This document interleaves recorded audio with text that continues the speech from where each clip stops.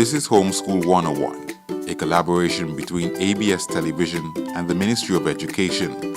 Stay attentive and attempt all activities. And now, today's lesson. Good day. Welcome to preparation for CSEC chemistry exam, Introduction to Organic Chemistry, Part 1. My name is Elton Issac. I'm a chemistry teacher, and I've taught chemistry for quite a while. Now, today's class, we're going to look at organic chemistry. Now, just to recap, chemistry is concerned with the physical and chemical properties of substances and the interaction of energy and matter. And you would have commonly heard that chemistry is a study of matter. Now, organic chemistry, which is what we're going to study today, it involves the study of the sources and nature of the compounds of carbon. And commonly we will call it carbon chemistry. And sometimes you might even hear the chemistry of life, because everything that is alive contains carbon. Now, for today's class, we're going to look at a definition of organic chemistry. We just did that. Bonding in organic chemistry, catenation, hydrocarbon compounds, fractional distillation of crude oil, cracking of hydrocarbons, the structure of organic molecules, and if we have time, we'll move on to some formulae of organic compounds. Now, organic chemistry is the study of compounds which contain carbon, and we've highlighted in red so that you'll be able to remember. Now, all living things contain the element carbon. All living things. Everything that was alive also contained carbon. So carbon compounds are also known as organic compounds. Most organic compounds also contain hydrogen. Some of them may also contain oxygen, while others may contain the elements nitrogen or the halogens. Now, carbon and carbon atom has a valency of 4. And just to emphasize or recap what we're talking about, I'm just going to write here. Now, carbon has an atomic mass of 12 and an atomic number of 6. Now, this means that carbon here has 6 protons, 6 electrons, and 6 neutrons. And the way we calculate that is the number of neutrons is to subtract the atomic number from the atomic mass. Now, this atomic number,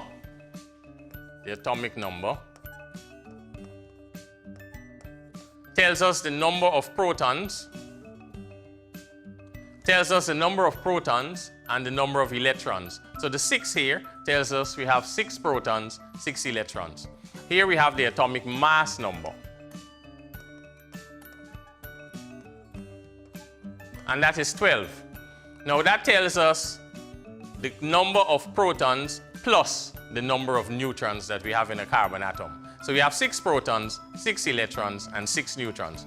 Now, how exactly are these electrons arranged in the carbon atom? Now, we have electronic shells.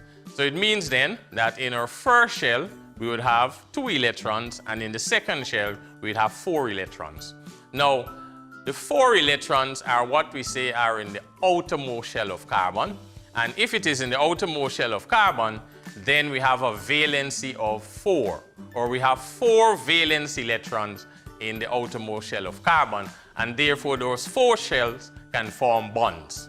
Now, if we were to actually draw the carbon atom, right there in the nucleus, we would have our 6 protons, 6 neutrons.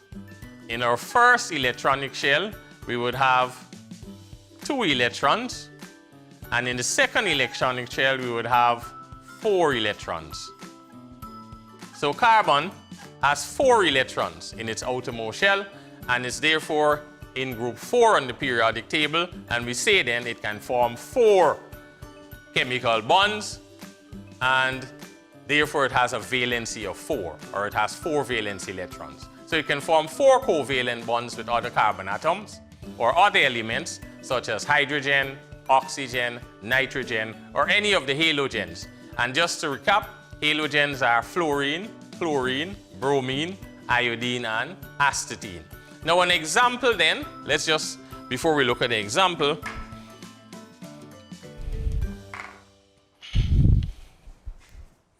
here I have a model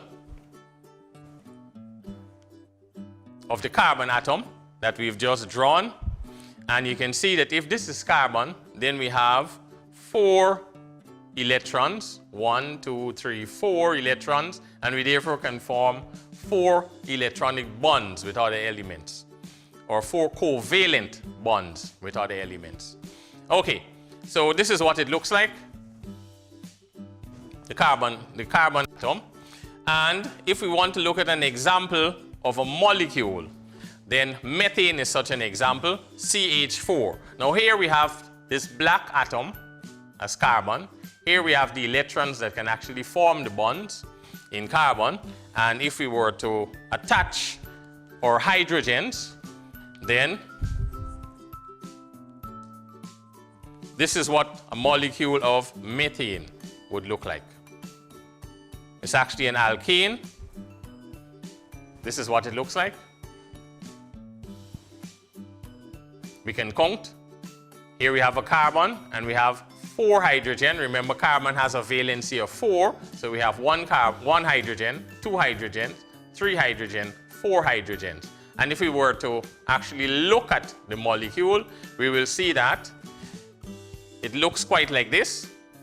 But one of the covalent bonds goes either right through the board or straight out of the board. So we then have 1, 2, 3, 4. Now there's an angle between these bonds, and that angle is 109.5 degrees. Okay, so this is what methane looks like. This is what it actually looks like when we construct it. This shows you the bonding between carbon and hydrogen. And this is another example of what the bonding looks like. Just like we drew here, we have 2 electrons in the first shell for carbon, 4 electrons in the outermost shell, so it's in group 4, and we have 4 hydrogens that are covalently bonded to methane, just like you see it here. So this is an example. Okay.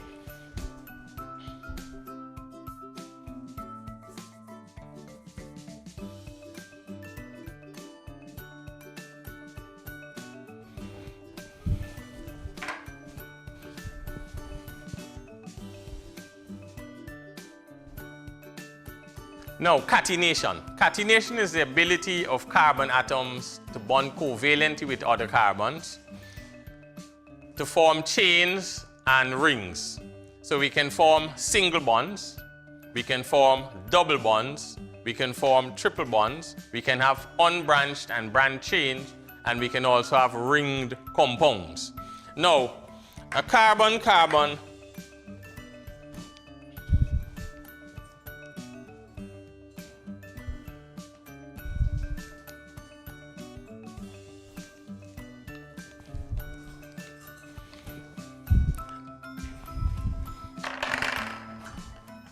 Now right here, we have what is considered a carbon-carbon single bond. So carbon is covalently bonded to another carbon. Now we can also have carbon-carbon double bonds.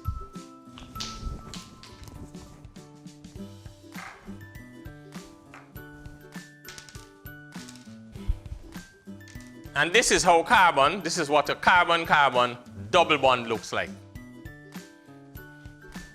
Carbon-carbon double bond.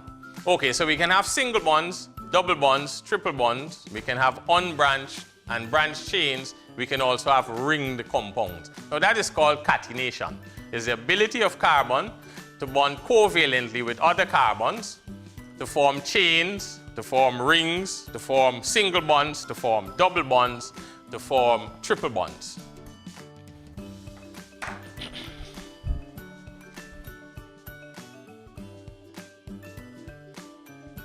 Now, single bonds. Adjacent carbon atoms can share one pair of electrons between them, so that any organic compound containing only single bonds between the adjacent carbon is referred to as a saturated compound. And we looked at the example of methane. Now, methane is a saturated compound because only single bonds are between the adjacent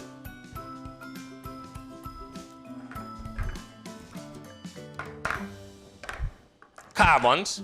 Here we have another example. This one is propane. Propane, saturated compound, because between carbons, adjacent carbons, all are single bonds, and so they're all used up their electrons. So there we have methane, ethane, propane. All of these have only single bonds and therefore are saturated compounds.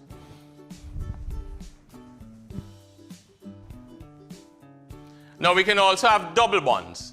Now, adjacent carbon atoms in the double bonds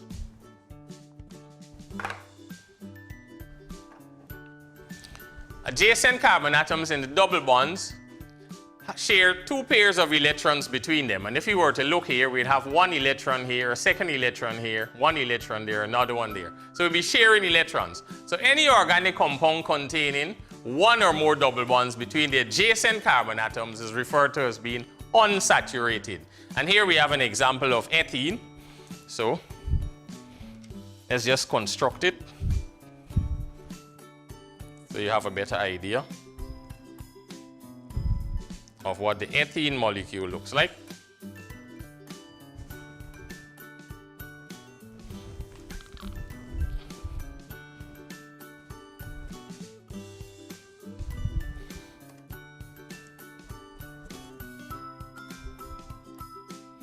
Now this is our ethene molecule. It's an unsaturated compound, and as we said, adjacent carbon atoms share two pairs of electrons between them. So here we have one bond, one pair of electrons, two bonds, two pairs of electrons between them. One or more double bonds between the adjacent carbon atoms is referred to as being unsaturated. So ethene with a double bond is unsaturated. Here we have a few more examples. Propene, butene, 1-butene, and 2-butene. All of those have double bonds. And if they have double bonds,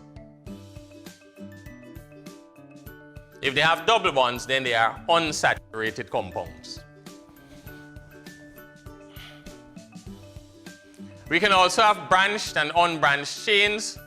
So unbranched and branched chains of carbon atoms of different lengths can also form. And here we have a continuous hydrocarbon chain. Here we have a branched hydrocarbon chain. So we have carbon, carbon,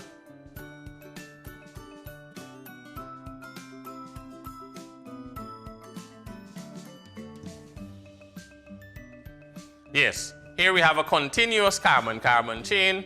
So we have carbon, carbon, carbon, carbon, carbon, carbon, continuous carbon-carbon chain. Here we have a branched hydrocarbon chain. Carbon, carbon, and then there's a branch. So we have carbon, carbon, carbon.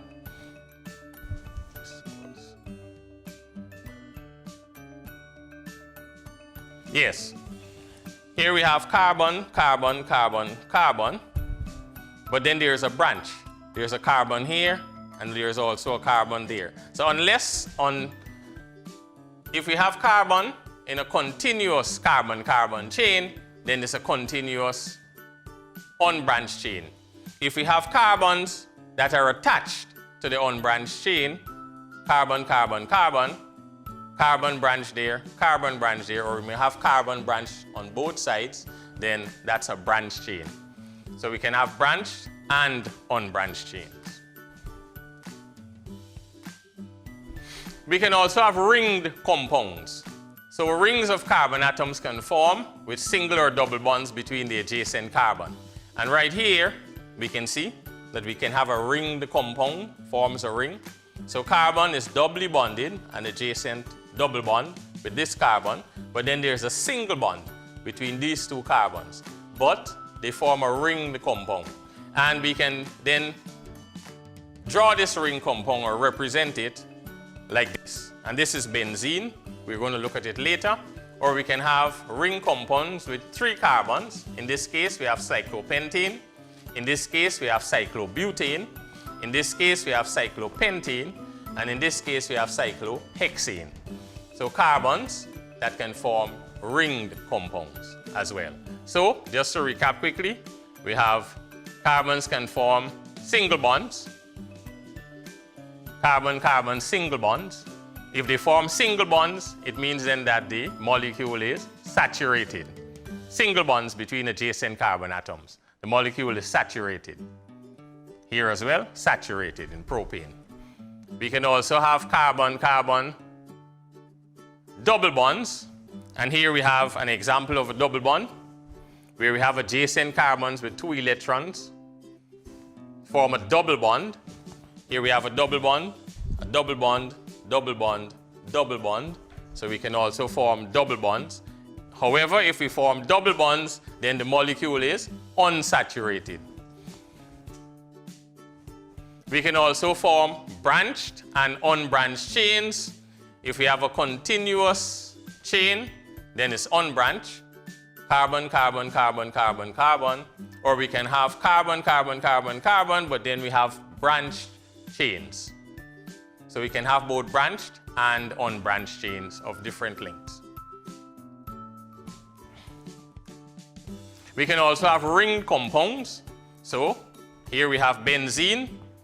Carbon could be doubly bonded to one carbon as shown here, or singly bonded. Okay? So it means then that the benzene molecule we could like this, or we can draw it like this, represent it like this. And notice that there are 4 bonds because carbon has a valency of 4. So they can form 4 bonds, each carbon. If we count them, we'll see that there are 4. Or we can also have single bonds, only single bonds. And the examples here are cyclopropene, 3 carbon atoms, cyclobutane, 4 carbon atoms, cyclopentane, 5 carbon atoms, or cyclohexane, 6 carbon atoms. Okay, so we're moving right along. Now, hydrocarbon compounds.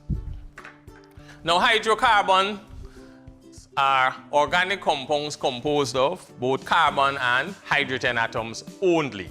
Only carbon and hydrogen atoms are in hydrocarbon compounds. So alkanes, which we're going to look at a little bit later on, alkanes and alkenes are both hydrocarbons. They contain only carbon and hydrogen atoms. So we have 2 natural sources of hydrocarbons: natural gas and crude oil or petroleum. And these are what the refineries look like, oil refineries. We just heard that Guyana found lots of oil, so we expect that in some time in the near future, they are going to have oil refineries in Guyana. Now, there are 2 natural sources, natural gas and crude oil or petroleum. So let's look at those in turn. Natural gas is a mixture of the first 4 alkanes, methane, with some small amounts of ethane, propane, and butane.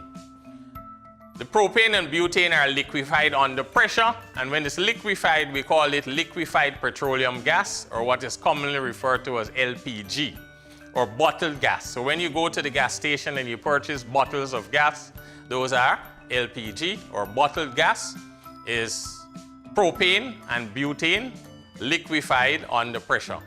Okay? And we use that to cook. Now, crude oil or petroleum is a yellow, sometimes black, sometimes brown, oily liquid found in the earth. It is a mixture of different solid and gaseous hydrocarbons that are dissolved in liquid hydrocarbons. So we have solid, gaseous hydrocarbons that are dissolved in liquid hydrocarbons to form crude oil or petroleum. Now, to make it useful for us to be able to use petroleum compounds, we have to separate it into different components. And in order to separate the crude oil into different components, or what we refer to as fractions, we have to subject it to fractional distillation. So we're going to look at that now. Now, fractional distillation of crude oil, for example, in Guyana where they just found oil, or in Trinidad where they have oil, they would pump the oil out of the ground or out of the sea, and then they would heat that crude oil to 400 degrees Celsius. Now, it goes into the fractionating column. So the crude oil goes into the column or the fractionating tower, and as it is going in, it is heated to 400 degrees Celsius. Now, as it goes in, there are caps, bubble caps we call them, and containers to allow the different fractions to condense into these containers. And there are many different fractions that we can get off of it. So right on the bottom, which is hottest, we have what we call the residue, and those we use to make bitumen or asphalt that we use on the roads. And then at about 350 degrees, notice that that is about 400 degrees Celsius. At about 350 degrees, we have fuel oil, and that fuel oil is used by ships, by factories. And then going right up the column about 300 degrees Celsius, we have oil for cars and machines. So we use lubricating oils. That's the next fraction that comes off. Then diesel comes off, sometimes referred to as dieseline, comes off at 260 degrees or about 250 degrees, and we use those for your diesel engines. Then there's kerosene that comes off at 180 degrees, and that is used for jet fuel, paraffin, for heating, for lighting, and some people still have kerosene stoves. So that's the fraction there, kerosene. Above that we have naphtha, comes off at 120 degrees Celsius, and we use that to make chemicals, and you might have heard of naphthalene. And we also have petrol that comes off at 70 degrees Celsius. We use that in cars, gasoline. And then just above that, we have refinery gas, and that comes off just about 20 degrees. We use that as fuel. Okay? So fractional distillation of crude oil. Pump the oil out of the ground.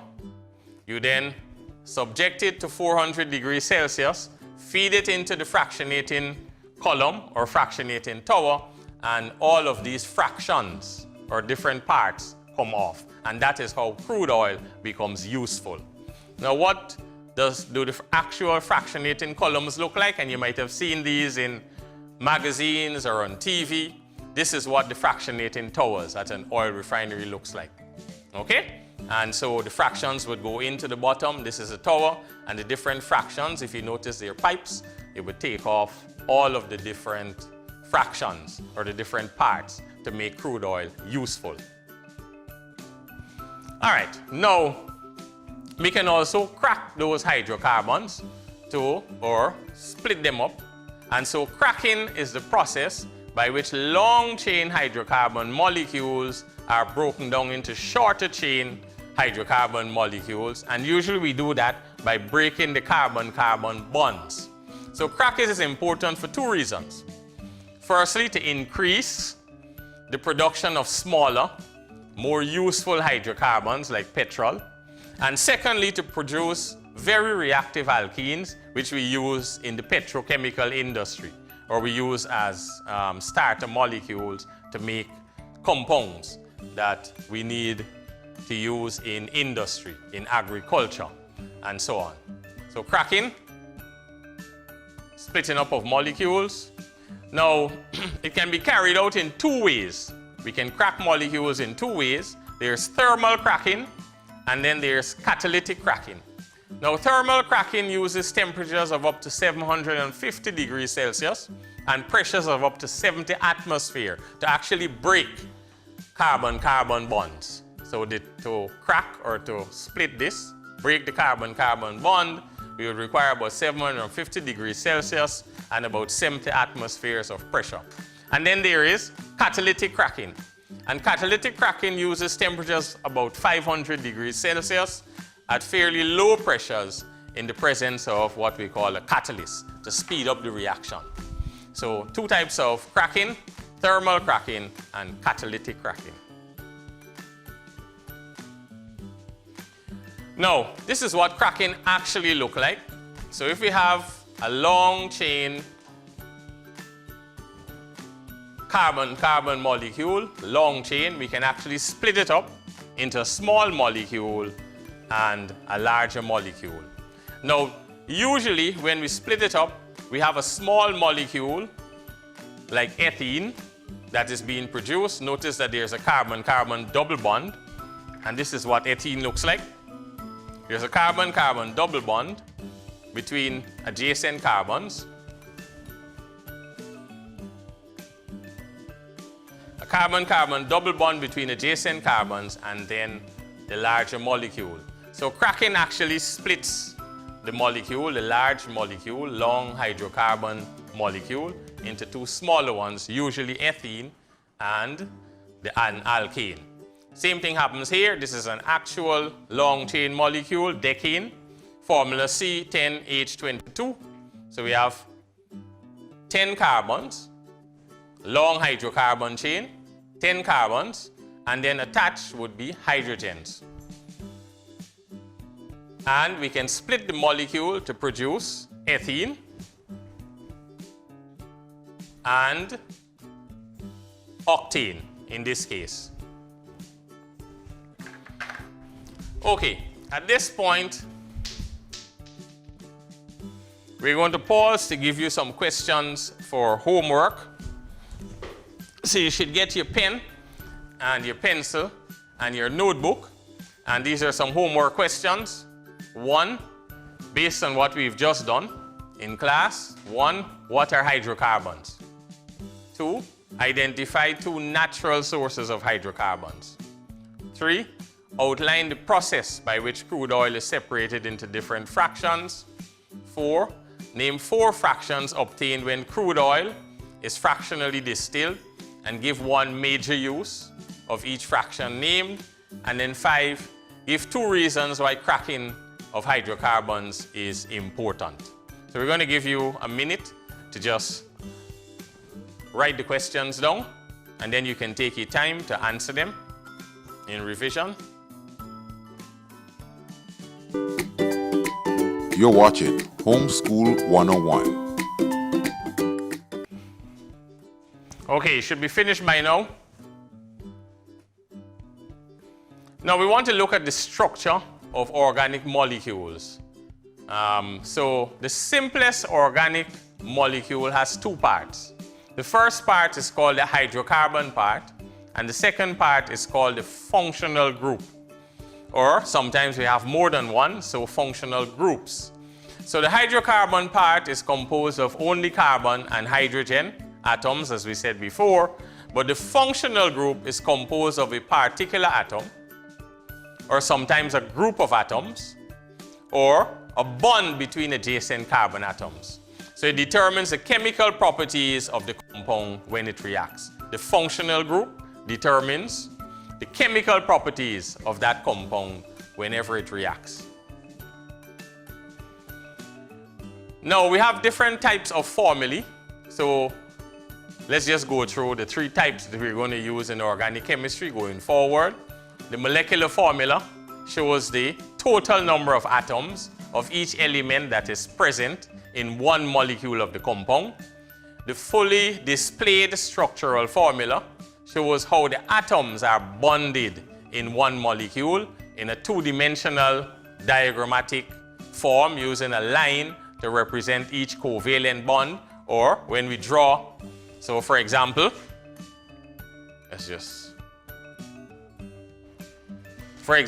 we can have carbon singly bonded to another carbon, and then because carbon has a valency of 4, each carbon can now form 4 bonds. So if we count, we have 1, 2, 3, 4 bonds. We can actually number them. 1, 2, 3, 4. 4 bonds. And attached to each of those carbons then can be a hydrogen. So carbon has a valency of 4, means that each carbon can then form 4 bonds. Okay, so when we say a two-dimensional diagrammatic form, what we're actually talking about is just drawing a flat molecule. Similar to this, we can also try, let's just erase this. Let's draw another molecule. Okay, we can have carbon. One carbon, bonded to another carbon, bonded to another carbon. Okay, and then you'll see that each bond, each carbon again can form 4 bonds. And we can check this carbon, we can form 1 bond, 2 bonds, 3 bonds, 4 bonds. Let's check this carbon as well. 1 bond, 2 bonds, 3 bonds, 4 bonds. Let's check this carbon. 1 bond, 2 bonds, 3 bonds, 4 bonds. So each carbon can form 4 bonds. So we can actually draw it in a two-dimensional diagrammatic form using a line to represent each covalent bond. So this is a covalent bond. You can have a hydrogen here. This is a covalent bond. Carbon, carbon, carbon. Here we have adjacent carbons, a covalent bond, another covalent bond. And because carbon has a valency of 4, it means then that around each carbon we can have 4 bonds. And we can count them 1, 2, 3, 4, 1, 2, 3, 4, 1, 2, 3, 4. So each of those. And as I was saying, we can add a hydrogen, add a hydrogen.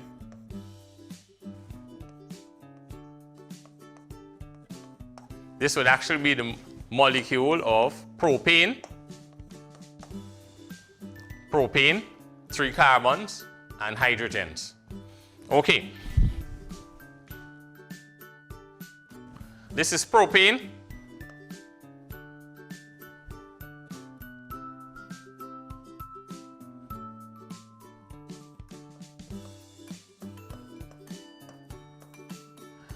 Right, so the actual molecular formula, the first one would be C3H, and we can actually count the number of hydrogens and see that the formula is C3H8.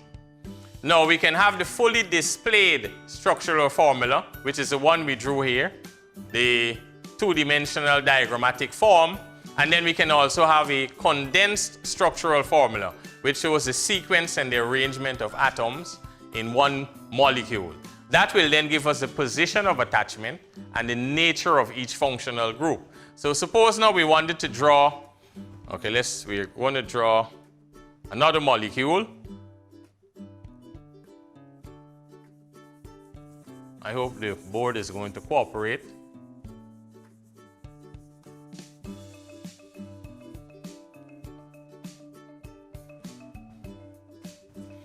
Okay, so we want to draw, let's say we wanted to draw ethanoic acid.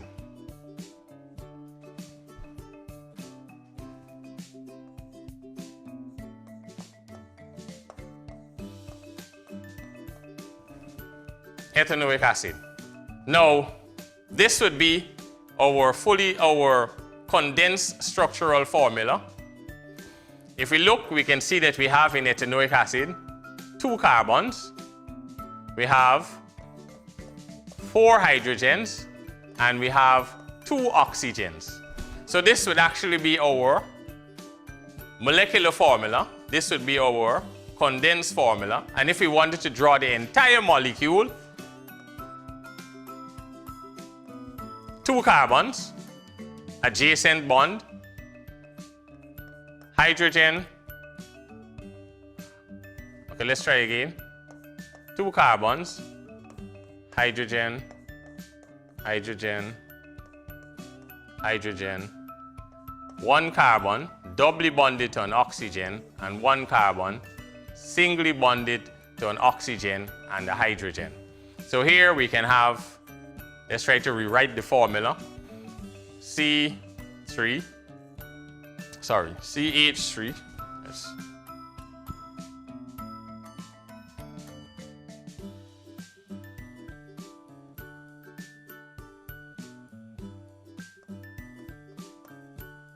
COOH, or C2H4 O2. So here we have the molecular formula, the condensed formula, and then the whole formula, structural formula for ethanol.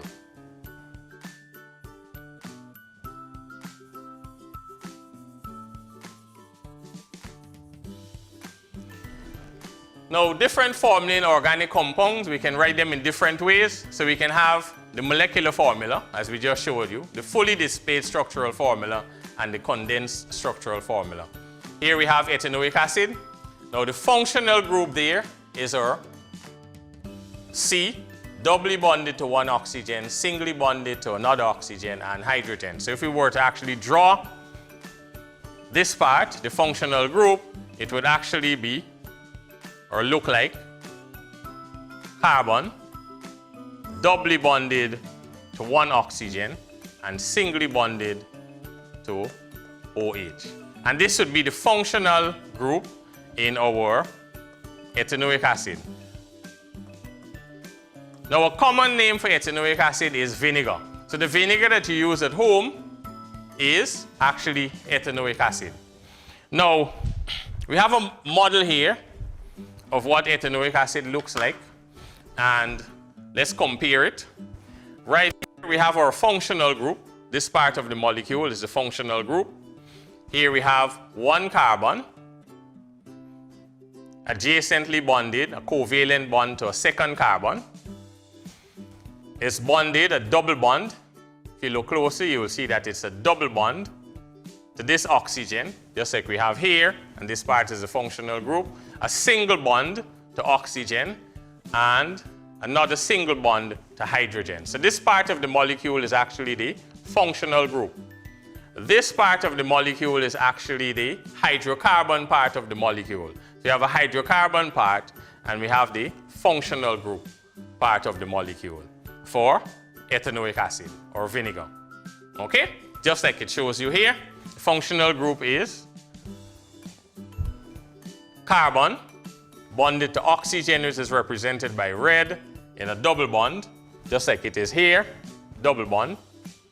And then we have singly bonded to one oxygen, singly bonded to one hydrogen. Formula, condensed formula, CH3COOH. The molecular formula, C2H4O2. And the condensed structural formula, C2H5COOH. Okay? Ethanoic acid.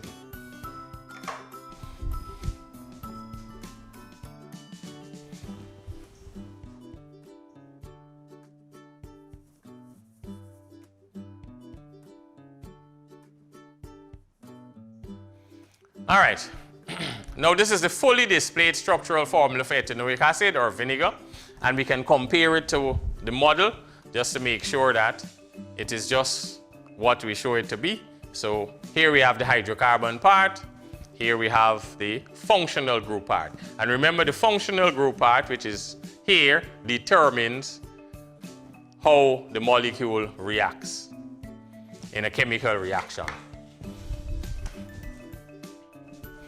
Now, the next thing we're going to study in our next class, which would be the next time we have chemistry, is the homologous series.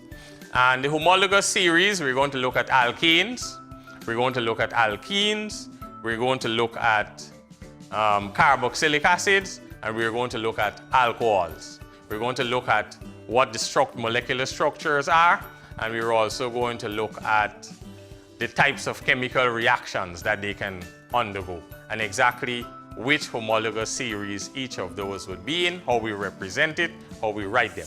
Now, organic compounds can be classified into groups that we call homologous series. The homologous series is a group of organic compounds which all possess the same functional group and can be represented by the same general formula. So for the next class, we're going to look at alkanes, alkenes, alcohols, and carboxylic acids and the reactions that they undergo.